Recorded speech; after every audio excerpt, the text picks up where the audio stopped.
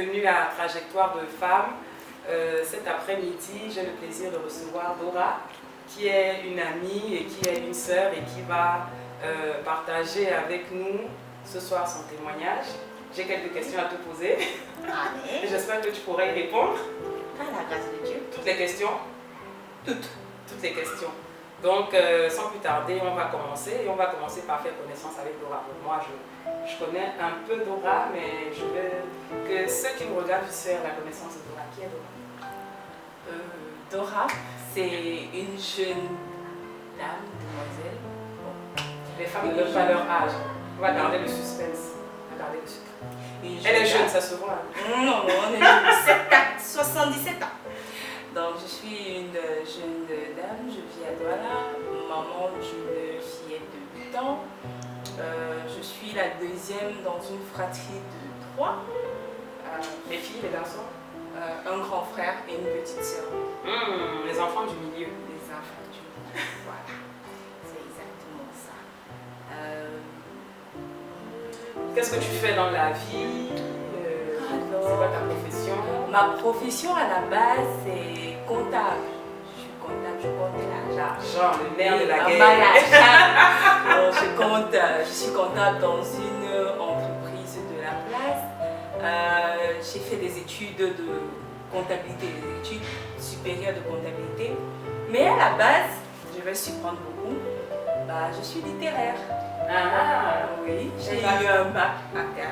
Ok. Et vraiment, la littérature, c'était pas trop mon fort. Je sais même pas ce que je suis allée chercher là-bas. Tu t'es perdue. Vraiment. Après une année sabbatique, je suis allée faire les sciences économiques à l'université de Douala. C'était pas trop mon dada. Après, je suis allée faire des études supérieures dans une école privée et j'ai eu une licence et un master en comptabilité. Ok, bon, on va rembobiner la cassette et puis on va recommencer dès le tout début. Alors déjà, quel genre d'enfance est-ce que tu as eu? Comment est-ce que tu as grandi? Les rapports avec les parents, avec les frères et sœurs, comment ça se passait? L'enfance, la petite enfance, c'était bien, c'était calme. J'étais, je vais pas dire la seule fille, mais nous n'étions que 2 filles au milieu d'une marmaille de garçons, donc on était un peu les petites princesses. Mais arrivé à l'adolescence, ça devenait un peu plus compliqué parce que je m'identifiais plus aux garçons alors qu'en fait j'étais une fille. Et du coup mes frères me repoussaient, moi je ne comprenais pas pourquoi. Parce que tu voulais faire les choses des garçons. Voilà. Connaître les secrets des garçons. Voilà. Et mes frères, ils me repoussaient. Moi, je ne comprenais pas. Voilà, ce sont mes frères. Ce qu'ils font, je dois faire. C'était vraiment mes modèles et tout. Et donc, ça m'a amené à me renfermer un peu.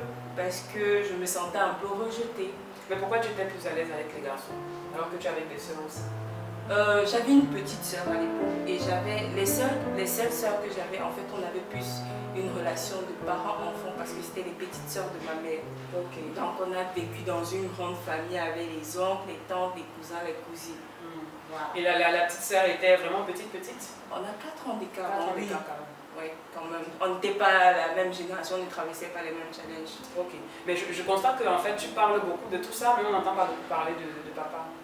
Bon, pour être sincère, j'ai connu mon père à 17-18 ans. Ok, donc il n'était pas présent. Il a manqué ou en dehors de lui, il y avait une figure paternelle, c'était les grands frères, les oncles? Je crois qu'il a manqué. Mais comme on dit souvent, chacun exprime son manque d'une façon ou d'une autre. Ce qui fait que j'ai beaucoup cherché la figure paternelle dans les relations avec les autres. Mes frères, c'était pas trop ça. Il y avait vraiment cet écart-là. Et j'ai cherché quand même dans les oncles, mais c'était toujours pas ça. Je sentais quand même que voilà, il y avait toujours un petit écart entre nous. Donc, voilà. Ok, donc avec ça, tu disais, on arrive à l'adolescence. Raconte. L'adolescence, c'est 2 parties. Également, l'adolescence, c'est 2 parties. Il y a une partie de l'adolescence, je vais dire, de 13 à, disons, 16 ans, où j'étais vraiment réservée, toujours dans ma bulle, avec ma radio, avec, parce qu'on n'avait pas droit à la télé, avec ma radio. Voilà, j'imaginais le monde tel que moi je le referais.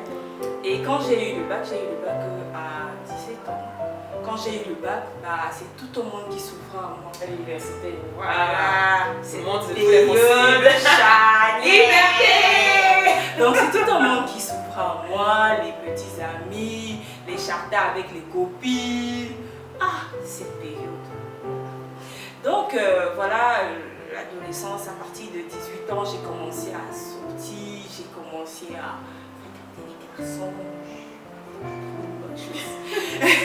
Fréquenter les garçons. J'ai eu mon premier amour, mon premier crush. Oh là là, le coup de foudre. J'ai commencé à dormir dehors, ce n'est pas une Ah, bonne chose. oui, ça Non, je suis désolée, c'est pas une bonne chose. Et maman, comment est-ce qu'elle vivait ça? Très mal. Très mal, très mal. Elle a fait des scandales. Je ne peux même pas vous dire, surtout que ma mère c'est quelqu'une de, je vais dire, la vieille génération vraiment, c'est que La les vieille parents, c'est sacré. Ça a dit, c'était, je ne peux pas vous sortir le nombre de mensonges que j'ai dû sortir pour justifier tel ou tel autre. Tu étais toujours chez une copine. Non, ça c'est light. Tu lui disais pas que tu allais dormir chez une copine. J'étais à l'église. Ah, Dora, tu as appuyé sur déranger. J'étais à l'église. Il y a un autre mensonge, je me suis souvenu de ça et dit miséricorde. On nous a enfermés dans l'amphithéâtre. Oh. Non, ça c'est trop beau à avaler ça. On nous a enfermés à l'amphithéâtre. C'était tellement beau que ma mère m'a regardé le jour là. Elle m'a dit, ma fille, Tu as fait fort. même réagir là, Tu m'as gagné, c'est bon, non, vas-y. ça c'était la totale. Passe. Non, je suis passée. Et puis j'étais tellement convaincue qu'elle a cru. En grandissant, j'ai compris que vraiment, c'est que le moment était tellement gros que. Elle était tellement dépassée. Elle était dépassée, en que je fait. ne fais rien. En fait. Donc voilà un peu Ok. comment s'est passée mon adolescence. Et à la fin de la fac? À la fin de la fac, là vraiment, je suis entrée dans. Je me cherchais. Je cherchais à savoir qui j'étais, ce que j'aimais. Jusque-là, j'étais suiviste. En fait, je suivais les courants. On disait on monte à gauche, je monte à gauche, on va à droite, je vais à droite. Et après la fac, j'ai commencé à ressentir un certain vide que j'ai essayé de combler par beaucoup de choses, mais ça n'a pas marché. Et je crois que c'est justement 24 ans que ma mère, elle a été très malade et elle m'a demandé de l'accompagner, ce conseil de ma marraine à l'époque, de l'accompagner dans une église de réveil où on faisait des prières de délivrance. Et c'est comme ça que j'ai rencontré Jésus en fait. Ok. C'est comme ça que j'ai rencontré Jésus. Mais j'y allais à tâtons parce que voilà, on disait ok, on va chercher la guérison et dès qu'on a la guérison, On rentre chez nous, on n'est pas. Voilà, on n'est pas venu pour caler ici. Les gens qui crient, qui se roulent par terre, qui font des trucs, Voilà, donc on n'est c'était pas un nous peu dedans. ça. Et même quand j'ai rencontré Jésus, je ne pouvais pas vraiment entrer dans la profondeur. Parce que à tout moment, madame, on quitte. On quitte ici, dès que la guérison est On venue, quitte. on s'en va, on retourne chez nous. Donc maman ne t'attache pas. C'était un peu ça, voilà. L'adolescence, c'est comme ça que j'ai rencontré Jésus. Ok, mais raconte un peu dans les détails, parce que quand tu dis que tu as rencontré Jésus, moi je sais pas, est-ce que le jour là tu es arrivé, il était assis sur une chaise, puis tu as dit hi, puis tu as dit hi, tu dis moi c'est Dora, il dit oui salut moi c'est Jésus, puis vous vous êtes rencontrés, vous avez fait connaissance, et puis tu lui as dit oh mais vraiment je suis trop heureuse de te rencontrer, mais tu es la personne que je cherche, et puis... parce que les gens vont se poser la question et dire ah mais de quoi est-ce qu'elle est en train de parler? Théorique. Oui, mais nous tous on sait que Jésus est mort à la croix il y a. Donc voilà, oui. Pour quelqu'un qui se pose la question, raconte-nous un peu dans les détails comment ça s'est passé cette rencontre. C'est quoi rencontrer Jésus? Ok. Rencontrer Jésus, à la base, comme je le disais tantôt, j'accompagnais juste maman parce qu'elle avait une mobilité assez réduite, donc il fallait quelqu'un pour l'accompagner. Donc je l'accompagnais à ses réunions et je restais au fond. Au départ, je restais au fond. Que, de toute façon, on a dit que non, on ne reste pas ici. On a mis juste comment ça se passe. Et un jour, je vais dire, j'ai entendu une voix au fond de moi qui me disait toi-même, les gens sont en train de prier là-bas pour leurs problèmes, pour leurs challenges. Toi, tu sais que tu n'as pas de problème. Et à cette époque-là, je fréquentais un cours du soir, donc j'avais toutes les journées où j'étais oisive, je regardais la télé, donc, et je fréquentais en soirée. Donc ça commençait déjà à me peser. Alors j'ai commencé à soupirer pour un travail. Et c'est comme ça que de fil en aiguille, je vais dire quoi, c'est une soif qui s'est creusée. Je prenais plaisir en fait à aller aux rencontres. Oui, c'est vrai, je voulais le travail, mais chaque jour, j'en apprenais un peu plus que voilà, telle chose, on ne fait pas, telle chose, ça ne se fait pas, telle chose. Bon, il y avait des fautes, il y avait des choses qui étaient très enracinées, qui avaient besoin de temps. Mais ça faisait du bien quand même de savoir qu'il y a quelque chose d'autre qui est possible. Que la vie qu'on mène tous les jours, c'est pas tout ça, quoi. Ce n'est pas forcément ça, le top. Voilà. Il y a mieux. Il y a vraiment mieux. Donc c'est ce mieux-là que je voulais vraiment expérimenter. C'est pour ça que je dis, j'ai rencontré Jésus, sans savoir que c'était Jésus, parce que je ne vais pas dire que oui, on m'a fait faire la prière d'acceptation. Je ne me souviens même pas que j'ai fait cette prière. Mais je me souviens quand même que j'ai senti que, voilà, là tu étais quelque part où, on va dire, tu étais à ta place. Tu te sentais bien, ça te donnait, tu avais de l'espoir et de l'espérance, on va dire, à 25 ans. Ah oui, à 25 ans, parce qu'on est perdu, on cherche des repères, on n'en a pas. Donc, quand tu arrives, tu dis, ah, il y a de l'espoir. Voilà, tu peux trouver quelque chose mieux. Ce que tu vois habituellement, c'est pas à ça que voilà, la vie se limite. Donc, c'était ça, en fait, ma rencontre avec Jésus. Bon, après, on a souvent l'impression que les gens qui font cette démarche, ce sont des gens qui sont désespérés, abattus, abandonnés, au chômage. Est-ce qu'il y a une de ces situations-là qui correspondait à ton cas? Est-ce que, parce que tu as parlé de trouver l'espérance et tout ça, mais est-ce que tu étais désespéré? Est-ce que c'était genre, je suis perdu, je ne sais pas quel sens donner à ma vie? Et donc, ça tombe bien, je suis arrivée dans une église, j'y vais régulièrement pour accompagner maman, donc je vais profiter pour mettre les choses au point, on va dire. Non, désespéré, non. Pas tout à fait, puisque j'avais 24. Donc, non, j'étais pas désespérée. Mais l'église, c'est pas seulement pour les gens désespérés. On le pense, mais non, j'étais pas désespérée. J'avais de l'avenir devant moi. Je finissais à peine mes études. Donc, j'avais encore le temps de m'inquiéter que bon, je vais travailler ou je ne vais pas travailler, ça va se passer comment. Donc, j'avais vraiment le temps d'y penser. Donc, il n'y avait rien qui pressait ou bien qui... Non, du tout, du tout. C'est juste que j'étais là, je me sentais bien. J'ai dit, vas-y, lance-toi, pourquoi pas. Ok. Et donc, après, comment ça s'est passé? Parce que je sais que les églises réveillées ne sont pas toujours vues d'un bon œil. Maman, est-ce qu'elle était au courant de la démarche? Comment elle a pris? Ensuite, une fois de retour à la maison, parce que je pense quand même que ça implique des changements. Oui. C'est une démarche qui implique des changements dans la façon de se comporter, de parler, de s'habiller. Donc, quand tu es rentrée à la maison, comment est-ce que la nouvelle toi, comment est-ce qu'elle s'est intégrée dans la famille? Non, à la maison, la nouvelle moi s'est cachée. La nouvelle moi s'exprimait un peu plus quand j'étais avec des amis. Parce que ce que j'aimerais que les gens sachent aussi, c'est que j'avais pas beaucoup d'amis. Donc les amis que j'avais, c'était des amis que j'avais peut-être certains le primaire, d'autres la 6e. Donc ce sont des amis de longue date auxquels je ne pouvais rien cacher.